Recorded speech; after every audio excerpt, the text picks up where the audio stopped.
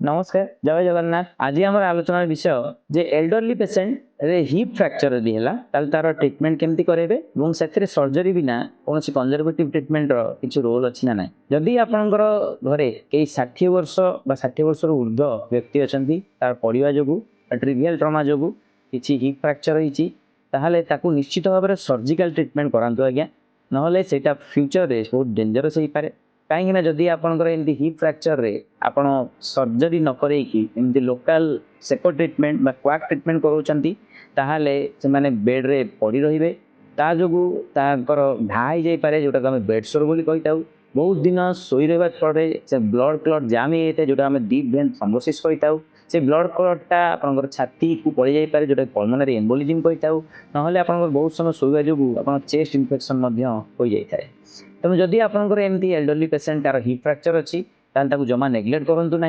आप निश्चित भाव सर्जरी करातु एवं जदि पेसेंटर किसी कार्डिया प्रोब्लेम अच्छी किडनी प्रोब्लेम अच्छी कौन प्रकार कौन पेसेंट फिट नुह ताले आईसीयू जो सुविधा अच्छी सेठी नहीं आज्ञा सर्जरी करातु ना एमती पेसेंट लोकल वाक ट्रिटमेंट सेको ट्रिटमेंट रे पेसेंट भल हम ना एमती बेड सब पड़ी